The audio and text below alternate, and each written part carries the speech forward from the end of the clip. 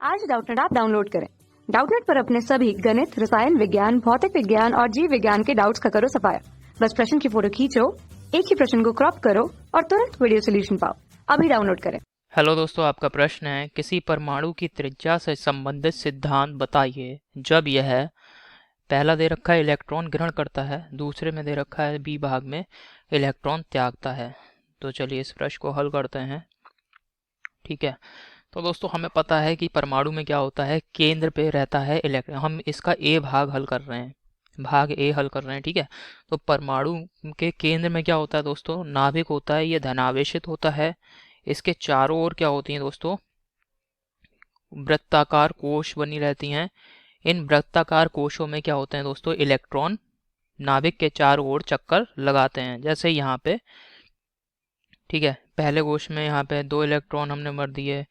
तो आप यहाँ पे देख सकते हैं इलेक्ट्रॉन दोस्तों ये वृत्तीय कक्षा में यहाँ गति कर रहे हैं और केंद्र में नाभिक है, ये दोस्तों धनावेशित रहता है, परमाणु का धनावेशित भाग होता है। अब दोस्तों आप देख रहे हैं यहाँ पे प्रारंभ में दोस्तों जो इलेक्ट्रॉन है, इन इलेक्ट्रॉनों में से पहले हमसे क्या कह रहा है, इलेक्ट्रॉन को ग्रहण करता है कोई भी नाभिक। तो हमें पता है जो इलेक्ट्रॉन होते हैं वो कैसे होते हैं, इलेक्ट्रॉन दोस्तों कैसे होते हैं, ऋणावेशित कण हैं। और जो हमारा परमाणु का नाभिक होता है इसमें न्यूट्रॉन प्रोटॉन रहते हैं। न्यूट्रॉन आवेशहीन रहते हैं, होते हैं, आवेशहीन कण हैं, जबकि प्रोटॉन दोस्तों धनावेशित होते हैं। तो कुल इन जो नाभिक का आवेश हो गया वो क्या हो गया यहाँ पे, धनावेश। तो नाभिक जो है वो धनावेशित होता है पूरा। तो ये जो नाभिक है ये क्या कर रहा है दोस्तों, इन सभी इलेक्ट्रॉनों को अपनी ओर आकर्षित कर रहा है, इन पे एक आकर्षण बल लगा रहा है। ठीक है, अब क्या हुआ दोस्तों, इन पे आकर्षण बल लग रहा है। अब प्रारंभ में मान लिया ये जो हमारा परमाणु मैंने चित्र में बनाया है, प्रारंभ में मान लिया ये जो कण है, ये जो इलेक्ट्रॉन है, इन सभी की संख्या मान लेते हैं ये 10 इलेक्ट्रॉन, इसमें नाभिक के चारों ओर 10 इलेक्ट्रॉन यहाँ पे घूम रहे हैं। ठीक है, अब क्या है दोस्तों, एक हमने अतिरिक्त इलेक्ट्रॉन इसमें और जोड़ दिया यहाँ कोश में। ठीक है, तो प्रारंभ में 10 इलेक्ट्रॉन थे नाभिक इस परमाणु में, तो जितने इलेक्ट्रॉन होंगे उतने ही दोस्तों प्रोटॉन होंगे प्रारंभ में। तो 10 इलेक्ट्रॉन थे तो यहाँ पे 10 प्रोटॉन भी 10 होंगे, तो प्रोटॉनों की संख्या भी 10 होगी। तो आप देख रहे हैं, तो 10 प्रोटॉन जो हैं जो कि नाभिक में उपस्थित हैं, ये 10 इलेक्ट्रॉनों पर बल लगा रहे हैं, उन्हें बल लगा के अपनी ओर आकर्षित कर रहे हैं, आकर्षण बल लगा रहे हैं। अब हमने क्या करा, अपने पास से एक अतिरिक्त इलेक्ट्रॉन और यहाँ पे परमाणु के अंदर डाल दिया, यानी परमाणु ने एक इलेक्ट्रॉन को ग्रहण किया। अब दोस्तों क्या हो गया, दूसरी अवस्था में परिवर्तन क्या हो गया है कि अब यहाँ पे परमाणु के अंदर इलेक्ट्रॉन तो 11 हो गया, परंतु अब प्रोटॉनों की संख्या क्या रह गई, 10 प्रोटॉनों की संख्या क्या रह गई, 10 रह गई।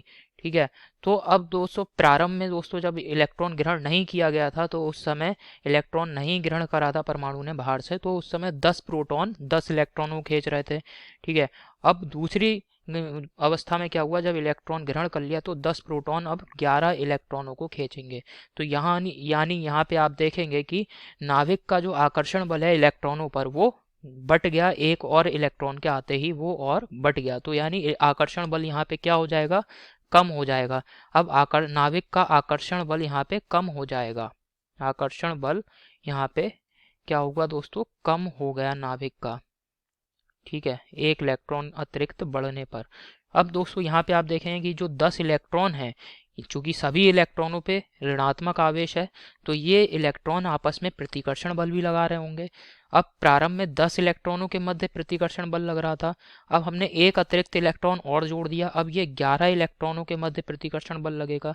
तो आकर्षण बल यहाँ पे क्या हो गया दोस्तों, कम हो गया, और प्रतिकर्षण बल इस जैसे ही हमने एक इलेक्ट्रॉन ग्रहण करा परमाणु के अंदर ग्रहण हुआ एक इलेक्ट्रॉन, तो यहाँ पे प्रतिकर्षण बल इलेक्ट्रॉनों के मध्य क्या हुआ, बढ़ गया है। प्रतिकर्षण बल यहाँ पे इलेक्ट्रॉन के मध्य प्रतिकर्षण बल बढ़ गया। अब जब प्रतिकर्षण बल बढ़ गया तो क्या होगा, जो परमाणु की त्रिज्या होगी वो बढ़ जाएगी। परमाणु की त्रिज्या क्या होगी दोस्तों, नाभिक से बाह्यतम कोश के बीच की दूरी।